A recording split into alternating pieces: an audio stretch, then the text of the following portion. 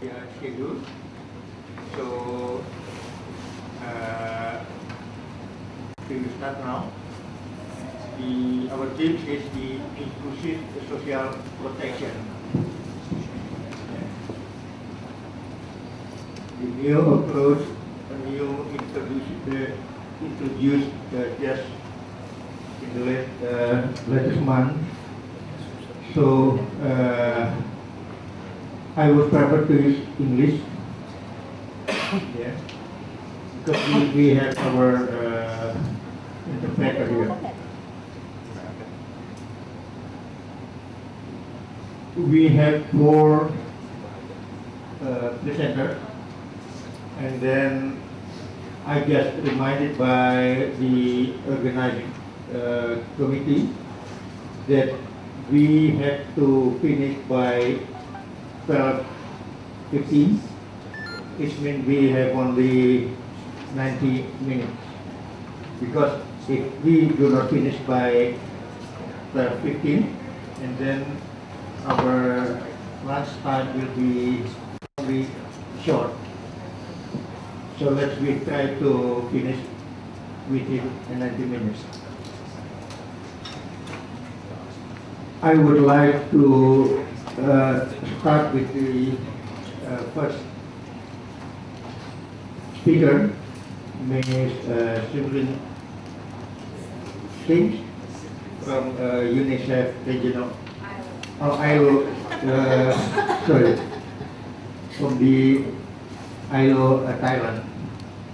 So, Ms. Singh is the senior specialist on child labor. So, we hope with her presentation we can learn a lot. So, to short time, I will hand it over to you. I hope within 10 minutes you can. Thank you very much. I'll do my best. The topic of my presentation and the paper that you all have is on social protection and its effectiveness in tackling child labor. And I look specifically at the case of internal child migrants in Indonesia as a particular focus to understand the dynamics and the issues that they face in accessing and benefiting from social protection schemes in Indonesia. I must give credit to my colleague Sarah McLeish, who's unfortunately not here. She worked very closely with me on this paper and she wishes she could be here, but it was not possible. And I also want to say that my colleague Arum Ratnawati from ILO Jakarta is here, and she was one of the contributors also to this paper. So during the discussion, I'm sure she'll be able to add information and clarify issues, especially related to Indonesia. So overall, there were 3 aims of this, this research paper. The first was to really try to understand what are some of the vulnerabilities facing internal child migrants in Indonesia. And just to clarify, I'm not, I think often we think of migrants and we think of cross-border migrants. We don't think of the movement of children within a nation state. So just to clarify at the onset of this presentation, how we define internal child migration. And it is basically the movement of children below the age of 18 years, moving within the boundaries of the nation state within a given period. It can occur independently, which means that children migrate on their own, or with their families, and maybe either a permanent move or a temporary move. So this is the broad definition. We limited for this paper our focus on those children who migrate voluntarily, whatever voluntarily means, but basically it's a distinction. We're not including children that might be trafficked, that are coerced forcibly into the movement. So it's more of a voluntary movement. It's not children that have been displaced by war or other kinds of disasters. And it also includes those that move within municipal and district boundaries, not just across the nation. And the reference period is within 6 months.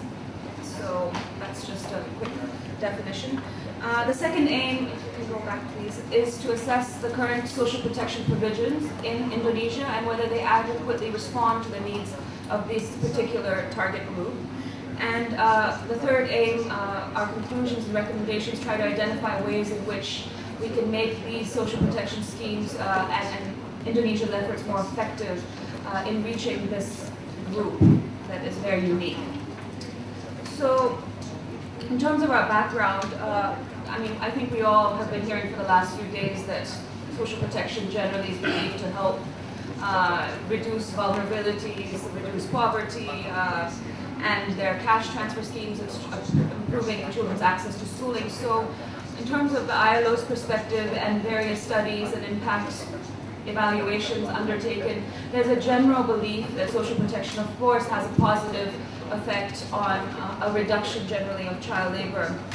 But what is not well understood at all, admittedly by the ILO and others, is this issue of how internal migration affects these positive effects. Does it amplify them, and so does it make social protection even better, these schemes, or does it actually have issues that we need to look at in terms of these schemes and efforts so that we can better respond to the needs of this special population?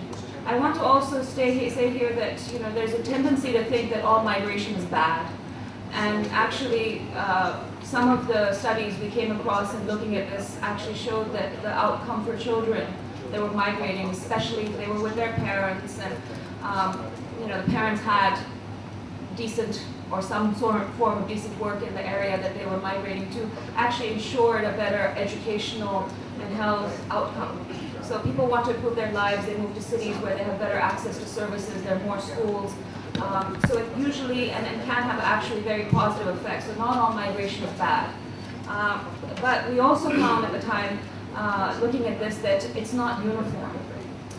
It actually does create a lot of vulnerabilities, especially if the families are already poor and the conditions under which they're migrating are not good. Another factor that isn't mentioned on the slide, but is very important, is the age of migration. Whether they're young, really young when they migrate alone, or with their families, or whether they're older when they migrate. The other issue is whether they do so by themselves, or whether they're part of a family, and also the kind of opportunities presented to them once they migrate are all key factors in this picture. The age of migrant children is a very important thing when it comes to child labor, because many of you know that there's a minimum age for employment, which is 15. So children can actually work between the ages of 15 and 17. And as long as that work is not dangerous, as long as it complies with labor laws in the country. But what we find is that a lot of these children that migrate tend to be in that upper age range, and they face particular vulnerabilities at their movement. For example, a study in Ho Chi Minh City in Vietnam looked at the age, and basically for children 15 to 18, 80% had dropped out of school once they migrated, compared to only 34% of residents in Ho Chi Minh City that are not migrating. So there's really quite a pattern that we're starting to observe on this aspect. So there are several vulnerabilities that we have to really consider when we're looking at this population. Gender is, of course, very much on top of this. There's a tendency, and this is not Indonesia specific, but this is more of a global analysis from the Population Council. They did a really fantastic study recently on girls and movement. And it found that boys tended to fare better when they migrated. They had more networks, they were able to adapt more easily and seize opportunities, whereas girls were more likely to be found in forms of exploitation and trafficking. There might be some truth to that when it comes to Indonesia, because as I'll get to later, we're finding that many of the girls tend to end up in child domestic work situations, and it's a very isolated type of occupation and very hidden form of work that brings a lot of vulnerabilities. So in Indonesia, I think the gender dimension when it comes especially to child domestic workers is very key. The other aspect that people often don't think about as vulnerable is the issue that many children migrate seasonally. A large majority of children in Indonesia are engaged in agriculture. And as we know, agriculture is actually a seasonal form of work in many cases. They are brought in as family units or on their own for the harvesting period or the other periods, peak periods. And they work as part of a family unit often, especially in seasonal agriculture, and it's paid on a piece rate basis. So there's a perverse incentive for families to bring their kids to work with them so that they can get more money for the pieces, the piece rate system. You also have children that have actually independently migrated without their families, and in that case, you look at situations of children working and living on the streets. I think it's been mentioned a few times. They really, of course, often lack adult supervision, care, love, protection. They're isolated from their peers or other kinds of positive support networks. And of course, we know living on the street is not a very wonderful existence as well. And finally, there are some issues related to their working conditions when they're also migrating that one doesn't think of. Generally, studies are finding that they tend to receive less pay, they work much longer hours, they attend school less often, and they face also higher death rates because a lot of them are involved or potentially involved in illicit activities, especially working on the streets or in highly hazardous forms of agriculture. I just want to give you a couple more examples. In Greater Jakarta, transition to adulthood survey, there was a transition in the Greater Jakarta region. Youth migrants found very few, in terms of youth migrants, it was found that very few move into any kind of formal sector employment. So these young children that are moving stick to informal sector work, which is very, doesn't have any protections as well. And when they become 18, they end up working anyways in informal sector, which perpetuates also a cycle of vulnerability. And in terms of living conditions, this is also something that I think is very key when it comes to at least the Indonesia case.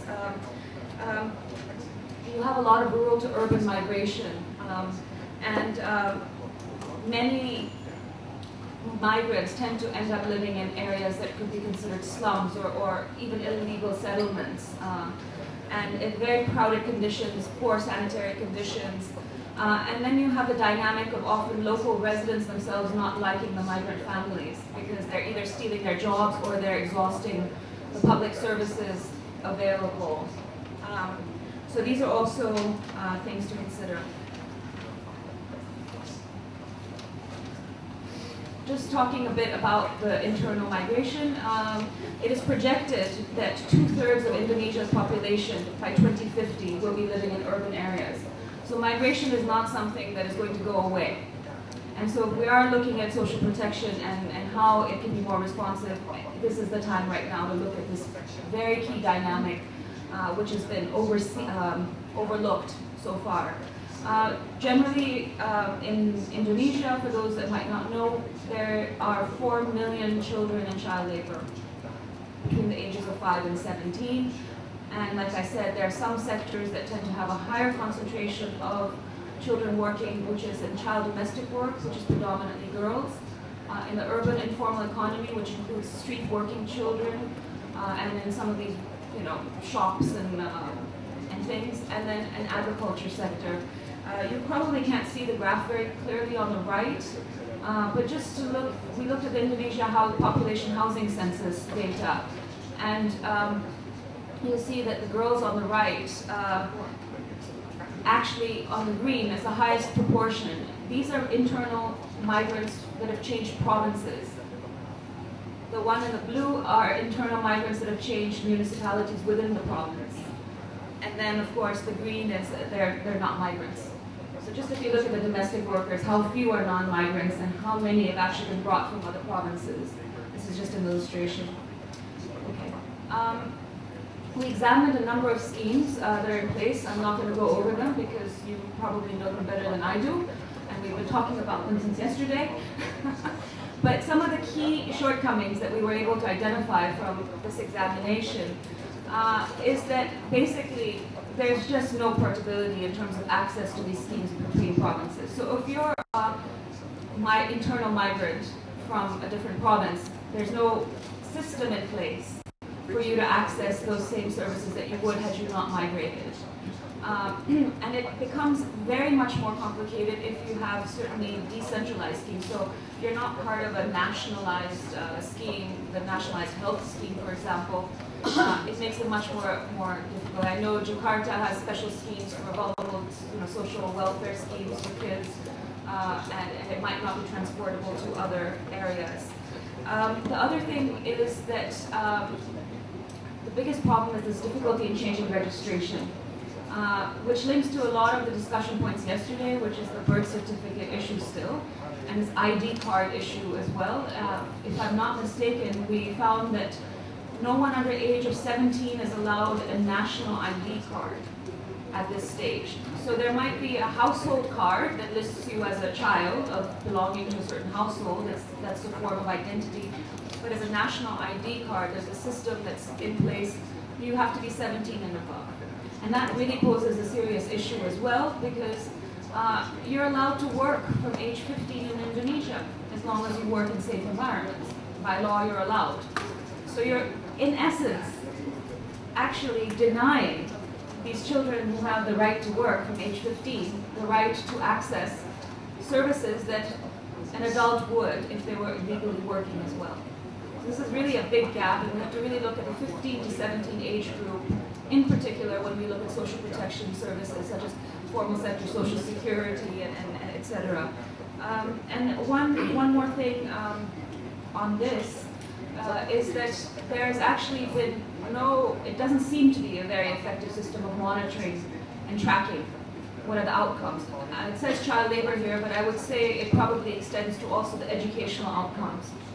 I understand that PKH has had a midterm evaluation, but it's not long enough to be able to track whether those intended beneficiaries have benefited beyond just issues of access. Are they learning more? Are they staying in school more? Is their learning more effective, etc.? So there are some really serious issues in monitoring. So to conclude, I have 2 more slides, sir. There are millions of children, and I think in our analysis from a 5-year period, we were looking at an underestimated amount of over or close to 3 million children that internally migrate within Indonesia. And this is, I think, a serious underestimate. So this is a fact of life. This is a large number of children, and they really don't have access to opportunity. They expect to access better opportunities, and in some cases it works, but in other cases it's not. The analysis that we've been looking at is divergent on this. So this is something we really do need to look at a bit more. For those that are from extremely poor families or vulnerable situations within families, they really do experience heightened vulnerability through this migration process, and the social protection schemes and policy has not been really adapted to the needs of this particular group. There's serious barriers that remain on both direct and indirect to access and benefit from existing social protection schemes. And there's little evidence to track outcome of these schemes on the beneficiaries, like I mentioned, what works and under what circumstances. So I will conclude by sharing some recommendations that we have for policy. I think the first and foremost is really on evidence-based data and research. On our paper, we've elaborated these a bit more, so if you have time to look at it. But really, we need to have a good database system that really not just does a head count of children that receive services, but really tries to track their educational child labor outcomes as well, as part of a quality assessment and an impact evaluation exercise. We also obviously need to improve the techniques on how we measure internal child migration. I tell you, we spent a long time trying to get data on internal child migration, and it was very difficult to capture this information in country. So not only is it difficult to see the learning outcomes and child labor outcomes of this population, but simple information data in country about how many children are moving they moving by themselves, are more girls moving, how old are they, when are they moving, what are they doing when they move, it's very hard to come by. So this is something that I think is very important to look at. In addition, I think there's some key areas that have not been considered, such as those children that are left behind. So parents that migrate and children that stay behind, and whether the outcome for them is better. And also looking at areas that are high rates of out-migration or in-migration, as particular case studies are very important. The second area is how can we improve the responsiveness of the existing scheme. How can we figure this out in terms of the residents? How can you move portability if you are moving between provinces in particular? How can you access it? How can you deal with this issue of children's ID cards, the birth registration issues that are much broader as well? And then one of the other areas that we would suggest that's not listed here is, and it's a softer thing to do, which is to provide pre-departure training also in areas that we know are big out-migration areas, so that children that migrate, families that migrate really know about what schemes exist, how they can access them at the point of destination. And then going back to something that was discussed yesterday, the single window service or the one-stop shop where all the services are provided, maybe at destination areas also having those so that migrants that move there can access information about their rights and entitlements in terms of social protection. And then one last concluding recommendation is to really try to customize social protection interventions, especially for that 15 to 17 age range that I mentioned, trying to see how they can be linked to jobs, and also in looking very specifically at the sensitive, migrant-sensitive sectors that seem to be in agriculture, urban informal economy, and domestic work. And also safe places for them to go, especially those in the urban informal economy and in domestic work. Could there be domestic drop-in centers? Could there be mentoring schemes? Could there be support after school? Non-flexible, many of them dropped out, so non-formal education provision, all of those complementary things to this particular group. That's about it. I have three key documents on the next slide that you can refer to for further information. One is our global report on child labor, economic vulnerability, social protection, and fight against child labor. It's a good macro piece, as well as other work we've done at looking at the issue of child migrants and child labor. So thank you very much for your attention, and I'm sorry for going over a little bit. Thank you, Ms. Very interesting presentation. If I may, I would like to highlight several dimensions of exclusion already stated by Ms. Singh. First, the urbanization due to the household economic in the origin of the people. The second one is the portability of social protection. And the third one is the child rights are not appropriately incorporated into the existing social protection policy in Indonesia. So if you would like to deal with the inclusive social protection, we have to address these big issues. Again, thank you. Now I would like to invite Pak Suharma for the second presentation. Pak Suharma is the lecturer from the higher education institution in social protection in Bandung, West Java. So he is PhD from University of Science from Malaysia on this area. So thank you so much.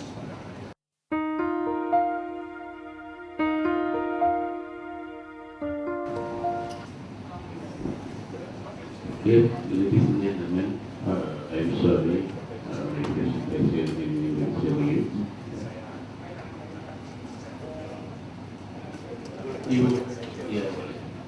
Ibu Bapak yang terhormat, satu masalah yang dihadapi pemerintah daerah Kota Bandung yang terkait dengan masalah anak adalah anak jalanan. Berbagai program telah dilakukan oleh pemerintah Kota Bandung. Berbagai kebijakan pun sudah dilakukan, program penanganan bebas anak jalanan pun pernah dilakukan di Kota Bandung yang didukung oleh Kementerian Sosial. Namun adanya peraturan daerah tentang anak jalanan, program yang telah dilaksanakan pada saat ini, yang telah lalu juga, pada saat ini masih banyak anak jalanan walaupun datanya belum ada secara valid karena memang diupdate sangat lambat sekali. Ini namun kalau Bapak Ibu pergi ke Kota Bandung, ini masih banyak sekali anak jalanan di Kota Bandung. Nah, di jalanan anak jalanan melakukan berbagai aktivitas yang pada dasarnya sangat berisiko sekali, dan di jalanan mereka melakukan berbagai perubahan perilaku dalam aktivitasnya untuk mendapatkan belas kasihan dan jasa dari pengguna jalan, sehingga penghasilan mereka meningkat sebagai upaya untuk membantu orang tua. Bapak Ibu sekalian, masalah dan tujuan penelitian yang saya laksanakan yaitu berkaitan dengan bagaimana perubahan perilaku yang terjadi pada anak jalanan dan dalam melakukan aktivitas mendapatkan penghasilan, dan bagaimana implikasinya terhadap kebijakan sistem perlindungan sosial bagi anak jalanan. Nah, saya juga ingin melihat faktor apa saja yang menyebabkan anak jalanan itu melakukan aktivitas mendapatkan penghasilan, bagaimana anak jalanan melakukan perubahan perilaku dalam aktivitasnya, faktor apa saja yang mendorong anak jalanan melakukan perubahan perilaku, bagaimana implementasi kebijakan peraturan daerah di Kota Bandung tentang anak jalanan, dan bagaimana implikasi dari perubahan perilaku anak jalanan bagi kebijakan sistem perlindungan sosial bagi anak jalanan dalam upaya penanganan anak jalanan di Kota Bandung. Bapak Ibu sekalian, desain penelitian itu melalui deskripsi kualitatif dengan studi kasus. Penelitian ini dilakukan selama 5 tahun, dilaksanakan mulai tahun 2007 sampai 2012 terhadap 7 orang anak jalanan di Kota Bandung.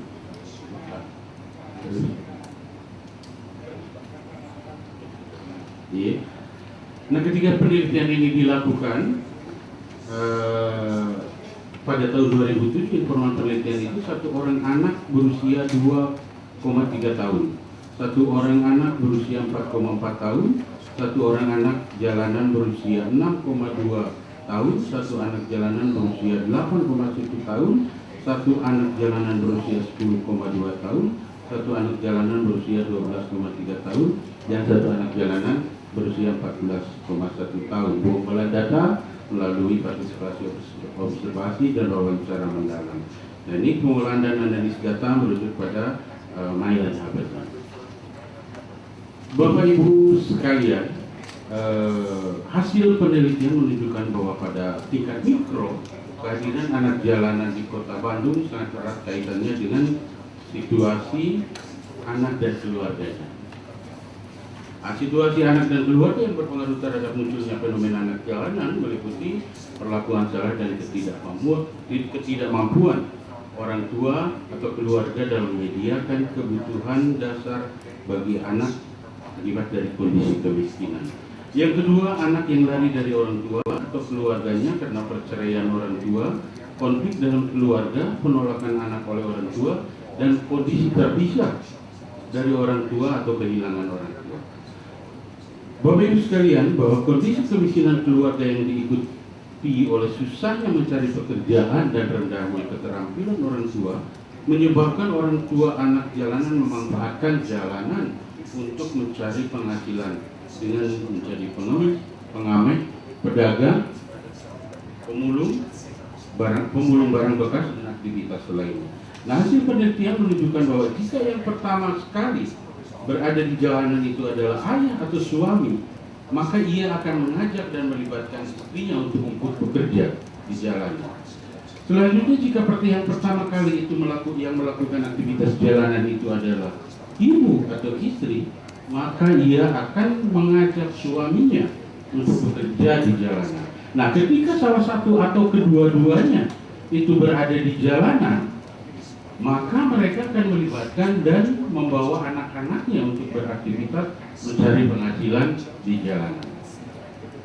Nah, selanjutnya hasil penelitian menunjukkan bahwa keluhan orang tua anak jalanan terhadap anaknya yang mengatakan bahwa kehidupan sangat susah, tidak punya biaya untuk sekolah, atau doktrin-doktrin bahwa anak harus bertanggung jawab terhadap orang tua untuk membantu ekonominya, mempunyai pengaruh yang sangat signifikan terhadap pemikiran anak untuk membantu orang tua dalam mendapatkan penghasilan.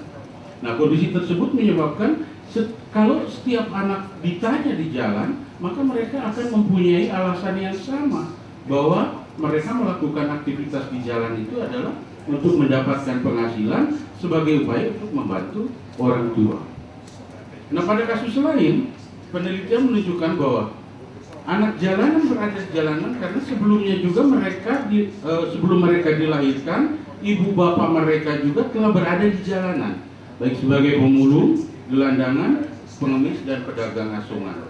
Oleh karena sama-sama melakukan aktivitas di jalanan, ibu bapak anak tersebut bersatu menjadi suami istri walaupun tanpa ada ikatan perkawinan. Dan ketika suami istri itu hamil dan mempunyai anak, maka anak tersebut beraktivitas dan dibesarkan di jalanan. Dalam aktivitasnya di jalanan ini, anak tersebut diarahkan dan diajarkan untuk membantu mereka atau orang tuanya mendapatkan penghasilan. Bapak Ibu sekalian, hasil penelitian juga menunjukkan bahwa orang tua mempunyai kontribusi dalam menentukan keberadaan anak jalanan. Sebagian besar dari orang tua yang anaknya berada di jalanan tidak peka terhadap kebutuhan atau hak anak, tidak peka juga dan tidak peduli terhadap risiko kehidupan di jalanan, dan tidak berusaha keras untuk melindungi anak dari kehidupan jalanan. Dalam menghadapi ketidakpastian penghasilan, orang tua menyuruh bahkan memaksa anak untuk melakukan aktivitas di jalanan untuk mengambil manfaat secara ekonomi yang seharusnya menjadi tanggung jawab mereka sebagai orang tua yang tidak melibatkan anak. Bapak Ibu sekalian, bahwa kondisi hasil dari penelitian tersebut didukung oleh relasi daripada orang tua anak jalanan yang relatif terisolasi hanya di lingkungan mereka. Mereka memiliki hubungan yang sangat terbatas. Terus lebih banyak bergaul dengan komunitas mereka sendiri. Di dalam relasi tersebut, orang tua mempelajari aktivitas anak di jalanan untuk mempelajari manfaat yang dapat mereka raih, mempelajari pola pengguna jalan, mempelajari pola pengguna jalan dalam memberikan uang, dan mempelajari perubahan perilaku dalam aktivitas untuk mendapatkan belas kasihan dari pengguna jalan. Hasil proses pembelajaran tersebut oleh orang tua diterapkan kepada anak-anak untuk mendapatkan penghasilan. Ini yang kelihatannya sangat gede kalau menurut saya. Bapak Ibu sekalian, pada tingkat makro, keberadaan anak jalanan berkaitan dengan kesenjangan struktur ekonomi. Tidak dipungkiri bahwa adanya keluarga miskin dan sangat miskin telah mendorong mereka untuk mencari nafkah di jalanan.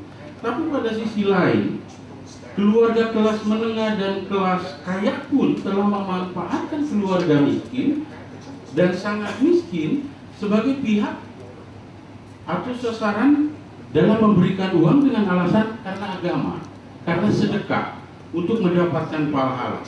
Nah, kondisi ini mendorong terjadinya peningkatan jumlah gelandangan dan pengemis di jalanan serta munculnya jelas fenomena anak jalanan. Ibu bapak sekalian, hasil penelitian saya menunjukkan bahwa ada 6 perubahan perilaku yang dilakukan anak jalanan ketika menjalankan aktivitas mendapatkan uang di jalanan. Yang pertama, ketika anak jalanan berusia di bawah 3 tahun, anak jalanan itu disimpan di jalanan atau dibawa digendong oleh ibunya atau kakaknya untuk mendapatkan uang dengan cara meminta belas kasihan pengguna jalan. Dalam hal ini kakak maupun ibunya berupaya menunjukkan situasi dan kondisi anak yang memang belum bisa berjalan tersebut untuk meminta belas kasihan pengguna jalan. Nah, yang kedua, anak jalanan yang sudah bisa berjalan berusia 3-5 tahun. Anak jalanan ini dibiarkan untuk melakukan aktivitas meminta-minta uang sendiri kepada pengguna jalan. Nah, pada tahap ini seringkali anak jalanan tidak menggunakan peralatan dalam melakukan aktivitasnya. Anak jalanan hanya mengandalkan situasi dan kondisi sebagai anak yang berada di jalanan untuk mendapatkan perhatian dan meminta belas kasihan dari pengguna jalan. Nah, yang ketiga, anak jalanan berusia 6-8 tahun. Anak jalanan dalam usia 6-8 tahun ini sudah mulai menggunakan peralatan seperti gitar kecil atau gendang. Mereka juga bernyanyi untuk mendapatkan perhatian dan belas kasihan pengguna jalan. Anak jalanan mulai berubah di sini sebagai pengamen. Nah, selanjutnya Bapak Ibu sekalian, itu anak jalanan berusia sampai 12 tahun. Nah, di sini mereka sudah mulai meminta imbalan jasa dengan cara mengamen, bernyanyi atau membersihkan debu, menjual koran dan lain sebagainya. Ini sudah mulai berubah menjadi pengamen. Nah, ketika anak jalanan berusia 13-15, ini mereka sudah lebih profesional lagi. Kalau dia mau mengamen, dia akan memaksimalkan kemampuan dan keterampilannya untuk meminta imbalan jasa daripada pengguna jalan. Kalau dia mau menjual produk atau menjadi pedagang asuhan, mereka pun akan menjual produk yang laku di jalan. Nah, yang keenam adalah usia 16-18 tahun. Pada kami anak jalanan merasa penghasilannya ini sudah semakin menurun, sementara kebutuhannya itu semakin meningkat. Nah, ini pada umur antara 16-18 tahun, anak jalanan sudah mulai tidak betah di jalan. Jadi mereka karena penghasilannya menurun, mereka akan keluar dari jalanan dan mencari aktivitas lain, mencari penghasilan lain, mencari pekerjaan lain di luar jalanan, baik sebagai pedagang kaki lima, ya, maupun buruh bangunan atau aktivitas pekerja sektor informal lain. Bapak Ibu sekalian, selanjutnya yang ingin saya sampaikan bahwa faktor penyebab paling dominan terjadinya perubahan perilaku pada anak jalanan adalah menurunnya penghasilan. Sehingga karena menurunnya tingkat penghasilan, mereka melakukan diversifikasi perubahan perilaku untuk menstabilkan penghasilannya atau bahkan meningkatkan penghasilannya. Lalu selanjutnya, Bapak Ibu sekalian, yang sangat menarik yang dari hasil penelitian ini bahwa anak jalanan yang berada di bawah usia 3 tahun yang dibawa oleh ibu atau kakaknya mempunyai kecenderungan lebih besar untuk berada di jalanan itu sampai usia 18 tahun. Ini. Nah, setelah 18 tahun seperti tadi dikatakan, karena penghasilannya menurun, kebutuhannya tinggi, mereka mulai keluar. Artinya, kalau kita berandai-andai, tidak ada program pun umur 18 tahun, anak jalan itu pasti keluar dan tidak lagi. Tapi tidak demikian juga. Ini yang sangat menarik. Oleh karena itu, okay, so and then for the next question or comments from Mrs. Singh regarding several variables that we should consider, like family size, siblings, and age of child. We actually have incorporated them in our estimations, but due to limitation of time, I couldn't mention it one by one. So thank you. Thank you. Personally, I would like to add more time, but unfortunately, now already 12:30, so I would like to conclude our session now. We got a lot of information, especially related to inclusive social protection, because our team is inclusive social protection. So I try for each presentation to link to the inclusive social protection. A lot of dimensions already identified that will contribute to future social protection policy in Indonesia. Again, thank you very much for your active participation to all of you, and let's applaud our speaker. Thank you very much.